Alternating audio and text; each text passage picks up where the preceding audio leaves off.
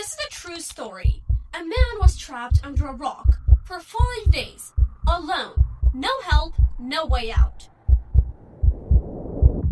His phone didn't work. No one knew where he was. His arm was stuck and he couldn't move it. After 3 days, he ran out of water. On the 5th day, he made a decision that shocked the world. What would you do if your survival depended on one impossible choice? Now, here's the powerful part. This isn't just a survival story. It's a story that will teach you real English, the kind native speakers actually use when life gets serious. So, while we follow this true story, I'm going to pause and show you the exact expressions that make English sound natural, not textbook. Stay with me because by the end of this video, you won't just know what happened, you'll know how to talk about it like a native speaker. Let's begin.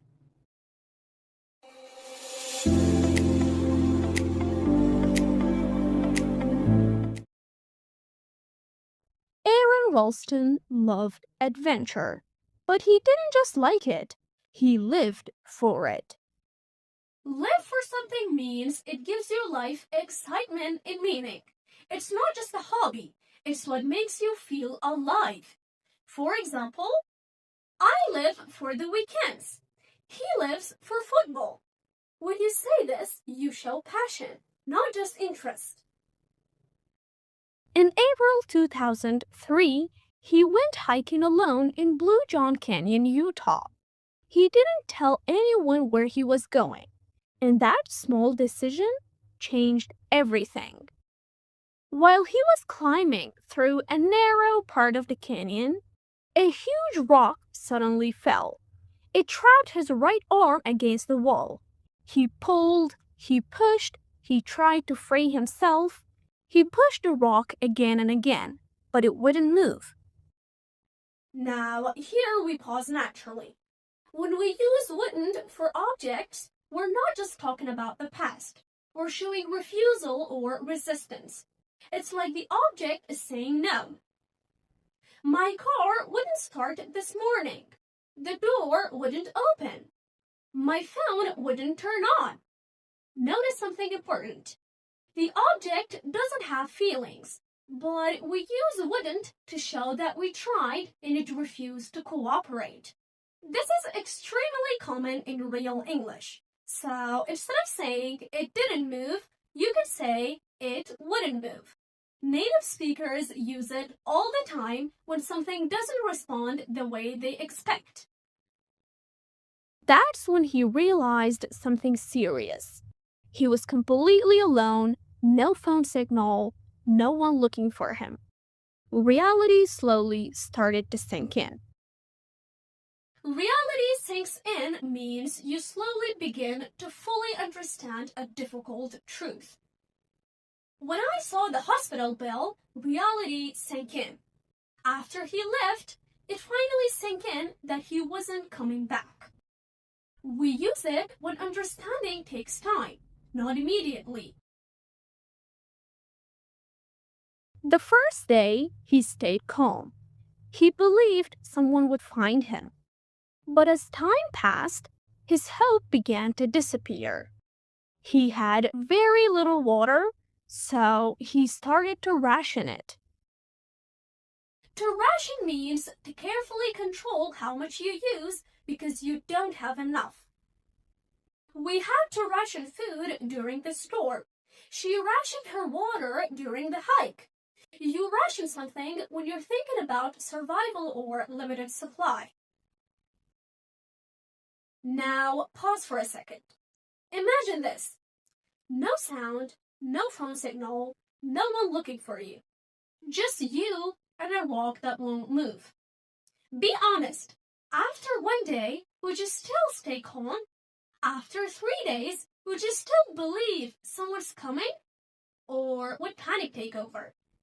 Think about it, because this is the moment where survival stops being physical and becomes mental.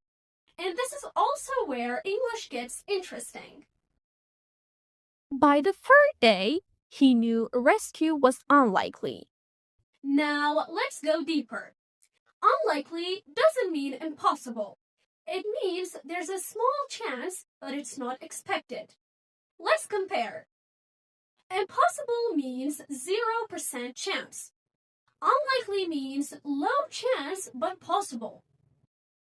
It's unlikely that he will arrive on time. Rain is unlikely tomorrow. He even recorded goodbye videos for his family, just in case. On the 5th day, he faced a terrible choice: stay there and die, or cut off his own arm.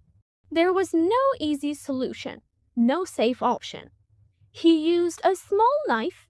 First, he broke the bones in his arm, then he cut through the rest. It took nearly an hour. That moment showed incredible determination. Determination is the strong decision to continue, even when something is painful or difficult. Her determination helped her finish the marathon. He showed determination during recovery. It's not about talent, it's about refusing to quit. After he freed himself, he still had to escape the canyon.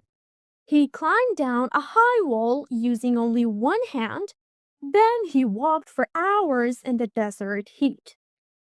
He was close to collapsing when he finally met other hikers. To collapse means your body suddenly loses strength. He collapsed from exhaustion. She collapsed in the heat. After the bad news, he felt like collapsing. It shows extreme weakness, not just tired. They called for help, and he survived. Later, Aaron said something powerful. I chose to go there. He didn't blame anyone. He took responsibility for his decisions. To take responsibility means to accept that something is your choice or your fault. For example, he took responsibility for the mistake. I take full responsibility for what happened. It shows maturity and honesty. He lost his arm, but he gained a new perspective on life. Perspective means the way you see or understand something. Traveling gives you a new perspective. Try to see it from her perspective. It's your mental angle, how you view reality. After losing his arm, Aaron didn't just survive. He changed the way he saw life. That's perspective. So, what did we really learn today? Not just a survival story. We learned how native speakers talk when things get serious. We learned how to say a rock wouldn't move instead of just, it didn't move. We learned what it means when reality sinks in. We learned how to use words like unlikely, determination, collapse, take responsibility, and perspective. Not as dictionary words, but as real-life language. Because English isn't just grammar. It's how you describe pressure. It's how you describe fear. It's how you describe strength. And here's the most powerful part. Aaron didn't control the accident, but he controlled his decision. And that's real life. You don't control everything, but you control your response. So now I want to ask you something. If you were there, what would you have done? Tell me in the comments, but use at least one of today's expressions. Let's practice real English, not textbook English. See you in the next video.